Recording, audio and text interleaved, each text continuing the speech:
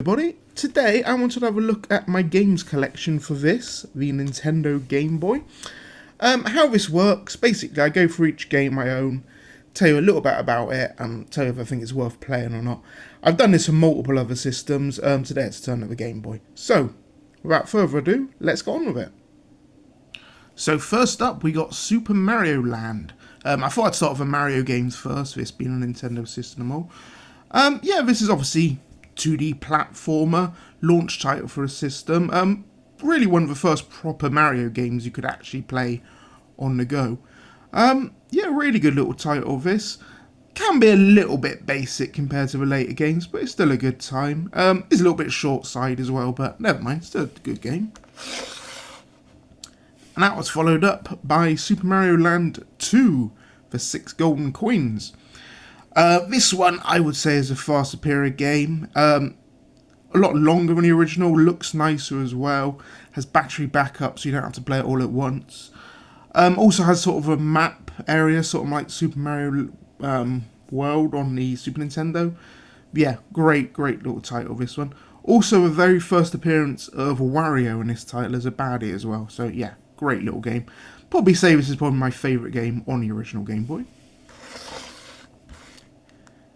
We got a third title, Super Mario Land 3. This one is, obviously, you now control Wario as opposed to Mario. This sort of span off into its own series as well, the Wario series on the Game Boy Color and the Game Boy Advance. But, this one is good. I don't think it's quite as good as the second one. Basically, you pick up different hats, and each hat gives you a different ability. It's a good game. Can get a little bit tricky later on, but still worth playing. Then we got Dr. Mario. This one is a puzzle game, port of the NES title. Effectively, there was these little bugs in the sort of playing area, and you play Mario and you have to chuck down different sized pills, or different coloured pills. In this version, they're different shades of grey and black and white and things like that. But match pills to the bugs, you zap the bugs, you move on to the next level. Good little game, Dr. Mario. And we also have another puzzle game, Mario and Yoshi. This one, you play Mario at the bottom of the screen and you switch left to right. You have to match different items to the same item. So for instance, there'd be like a flower or a star or something like that. It's okay. I don't think it's as good as some other puzzle games on there, but it's fine. Talking of puzzle games, we got, of course, Tetris. One of the most famous games on the Game Boy. I think the original pack-in title for quite a few years as well. Never played Tetris. You basically different shaped blocks fall from the bottom to the bottom of the screen, and you have to make lines. I'm sure most people here have played Tetris at some point or another, but great little game. I wouldn't say it's the best version on the Game Boy, but it is probably the one I played the most. And they also had Tetris Blast. Now, this one, similar to the original, basically in the playing field there was little mines. You make a line and you hit one of the mines and then it causes an explosion and it can take out multiple lines at once. You can sort of make chains as well. It's pretty good. You get really good at it. You can basically just take out the entire level in one or two lines. But pretty good title. And we got Bust-a-Move 3 DX, also known as Puzzle Bubble in some countries. This one, if you ever play something like Bubble Shot, where you shoot different coloured bubbles from the bottom of the screen and have to match them to ones at the top. Only thing I say about this one, it can be quite difficult to differentiate between the different colours, because obviously this was designed to work on a colour monitor, put it on a Game Boy. It sort of works, but it's probably not the best way to play this one. Then we got Kirby's Dream Land. This one, another 2D platformer. The very first Kirby game, in fact. Pretty good. Quite an easy little game, as a lot of the Kirby games are. The only thing I'd say about this, opposed to some of the later Kirby games, you can't steal enemies' abilities in this. You can literally suck them up and then use them as a kind of projectile, but you can't actually take the abilities that you could in pretty much every other Kirby game. But yeah, it's still a solid little title. And you also got Kirby's Pinball Land. This one obviously is a pinball game, but instead of controlling the ball, you control Kirby. Yeah, nice little title this. Again, there's not a huge amount of pinball games on the game. Well, I think Revenge of the Gator is probably the other famous one, but yeah, this one, pretty good little time this. So then we have Wario Blast. Now this one is essentially Bomberman. In fact, it's made by Hudson, the same people who made Bomberman. Only it now features Wario, as well as Bomberman as well. Yeah, it's basically, you never play Bomberman, you're on a grid and you have to lay bombs down to defeat your enemies. Been around for absolute years, but yeah, nice little title. This doesn't add anything huge new to it, it just has the Nintendo license as well, but still a good time. Then we have Donkey Kong. So, this one basically starts off as a port of the original Donkey Kong game from the early 80s with the 4 levels. However, once you finish them, it goes into a whole brand new set of levels. Sort of made as kind of puzzle platformers, I guess you say. If you've ever played the Mario vs. Donkey Kong series, which came later, this was sort of the granddaddy of those. It sort of created that style of gameplay. But yeah, great little title, this one, Donkey Kong. If you've never played it, it's definitely a must-own for the Game Boy. And also got Donkey Kong Land 2. There was a Donkey Kong Land 1 and 3 as well. I only have 2. Never mind. Basically, this is sort of a port of Donkey Kong Country from a Super Nintendo. Only it's been sort of shrunk down a little bit to fit on the Game Boy. Yes, good little title this. I think it's probably best off played on the Super Nintendo, but yeah, this is okay. I do find if you're playing on original hardware, the graphics can get a little bit mashed together. I think they've put almost too much detail where it's sometimes hard to make out things, but yeah, it's still okay. Then we have Teenage Mutant Ninja Turtles, Fall of the Foot Clan. This is obviously based off the Turtles. It's kind of alright, this game. You walk forward slowly as one of the 4 turtles, defeating foot soldiers. Every so often you fight Rocksteady or Bebop. At the end you fight Shredder. Yeah, good little title this. A little bit simplistic, but you know, it was kind of came out about 1990, the sort of the height of Turtlemania. Then we have Nemesis 2. Now this one is a shmup or 2D shooter. It's basically Gradius 2.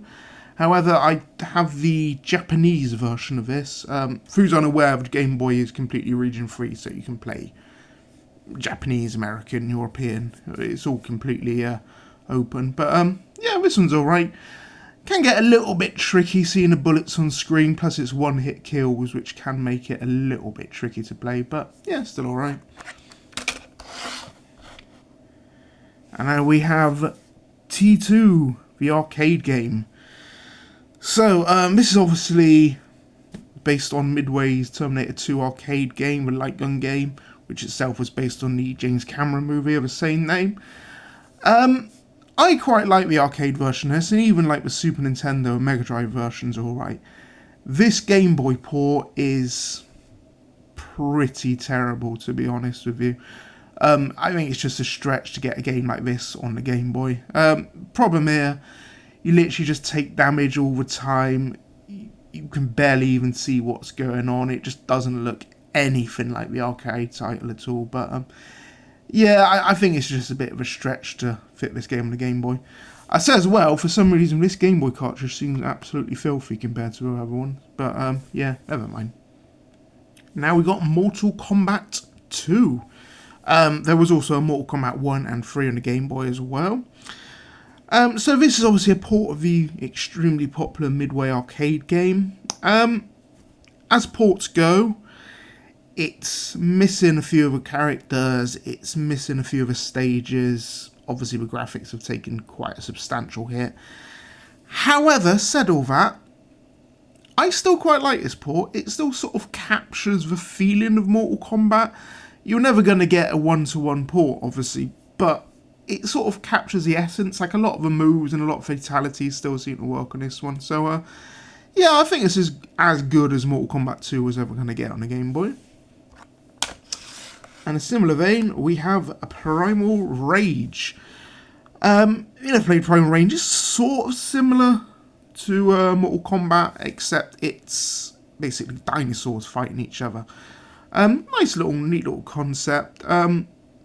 It's alright for a sort of quick blast of 5-10 minutes. Not something you're going to play forever, but yeah, Primal Rage is alright. And another fighter, Killer Instinct.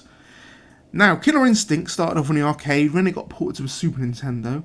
Then they decided to make a version for the Game Boy. This one, surprisingly good port of this. It's got all the characters. From what I can tell, I think it's got all the stages on there. And it's even got a couple of sort of secrets unlocked. So, yeah, very impressive port of Killer Instinct. I mean, obviously, probably want to play the SNES version or the arcade version over this, but if you only had a Game Boy back in the day, this was still a good way to play it. There we have Side Pocket. This is a pool game, effectively. Fairly basic as pool games go, but it's fine. Your enjoyment of this is very much going to depend on how much you like pool, but it's, it is what it is. Then we have Arcade Classics 1, Asteroids and Missile Command. These are two classic era arcade games put on a Game Boy cartridge. I believe there were some other volumes of this as well, 2 and 3 I think, but I just got a first one. Yeah, they're alright. I'd say I probably prefer Missile Command out of the 2 on here, but yeah, if you like your classic era arcade games, they're alright. And then we have Alleyway. Now, Alleyway was a launch title. It was actually a first-party Nintendo title. It's basically, if you ever played Atari's Breakout, where you have like a panel at the bottom and then you have a load of bricks at the top and you have to hit the ball back and forth to break all the bricks. That's it, really. I'd say even for 1989, when this came out, this would have been basic. I mean, Breakout came out in the 70s, so yeah, it's a sound little game, but it's a little bit too simplistic for its own good, but it's alright. Then we have Game Boy Gallery, 5 games in 1. This is, as the name would suggest, 5 games in 1. Very similar to the old Nintendo Game & Watch series from the 80s. It's very simplistic little games, but good for a sort of 10-minute play. This was sort of the first game in the Game & Watch collection series, really, because after this one, you also had this Game & Watch Gallery, which was, again, more Game & Watch games. I believe there was quite a few of these, because there's a few on the Game Boy Color, and I believe there's one on the Game Boy Advance as well. So, yeah, as I said, all these games, they're sort of just simplistic Game & Watch games from the 80s. Not bad, but not something that's going to hold your attention forever. So next we got a few racing games, starting off with Micro Machines. This one is a top-down racer, based upon these little toy cars, which you might remember from the 80s or 90s. You effectively race around various different household areas. This game started off in the NES, but later got ported to absolutely everything. Really, really good game, Micro Machines, if you never played it. The Game Boy version is pretty good, probably about as good as you're going to get on a handheld. Looks really nice. I'd say it's slightly easier as well, for my mind, anyway, than the NES version. But yeah, Micro Machines, cracking little game. Then we have Wave Race. This is a jet ski game. Again, another top-down racer. You can have a race against other jet skiers, or you can race on a sort of obstacle course. Now, this is probably more famous for the N64 Wave Race game, which came out a few years after this. But the series did actually start on the Game Boy. Yeah, it's a really good title, this. Doesn't get a huge amount of love, but it's definitely worth a play. And now we have Super RC Pro-Am.